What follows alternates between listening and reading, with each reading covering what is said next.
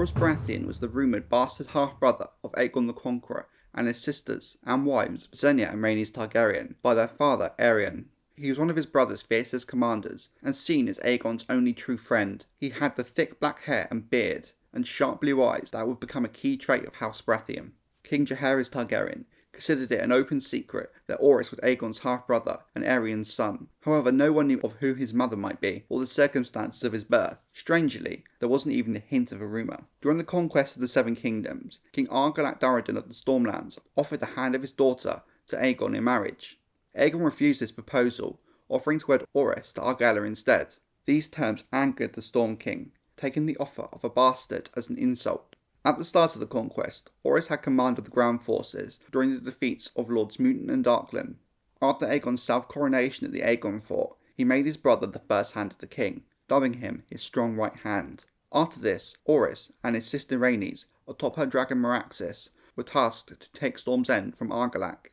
The Storm King called his banners and marched to meet Orys and Rhaenys. The battle became known as the Last Storm, taking part in a raging gale.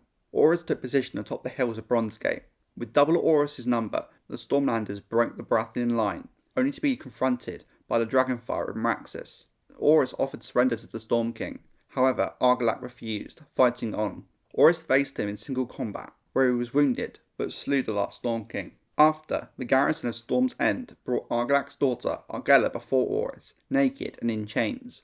Orys covered her with his own cloak. As a reward for his action, Aegon named Orys Lord of Storm's End and Lord Paramount of the Stormlands. He took Argella as a wife, and to honour her father's valour, adopted the stag banner and words of House Durrandon, forming the new House Baratheon. The new Lord of the Stormlands next sought action 4 years after the conquest, when he joined his brother during the First Dornish War, leading a force of 1,000 knights in an assault on the Boneway. They were constantly harassed and ambushed by the Dornish during the march, and at the crossing of the River Will, the Dornish attacked by night, raining arrows from above. When Orys ordered his men to fall back, a rockfall cut off their retreat. With no escape, the Stormlanders were massacred, with only the lords spared for ransom, Orys among them. He found himself a captive of Will, a savage mountain lord.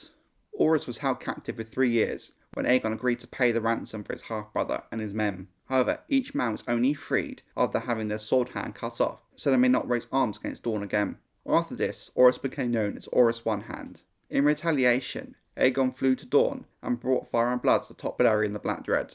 Orys then stepped down as Hand of the King, saying to his brother that a king's hand should have a hand. Orys is said to have become bitter after his return to the Stormlands. He became obsessed with vengeance against the Dornish. When Princess Deria Martell came to King's Landing with peace terms for the king, Orys pushed the king to send Princess Eria back to her father, missing a hand. But ultimately, Aegon agreed to the terms, and no harm came to the princess. Orys spent much of the following years at Storm's End with his wife Argella and their 2 sons, Davos and Raymond Baratheon, until he rode to war one last time, in 38 AC, during the early reign of his nephew, King Aenys Targaryen. He rode out against a Dornish outlaw known as the Vulture King, who led an army out of the Red Mountains. Many Dornish lords joined the fight, with Lord Walter Will among them. While the Will hosts were besieging the castle of Stonehelm, Orys' forces fell upon them and crushed the Dornishmen. Lord Walter Will, the son of the man who had taken his hand, was brought before Orys, wounded but still alive. He cut off Walter's hands and feet as revenge for the loss of his own hand. During the ride back to Storm's End,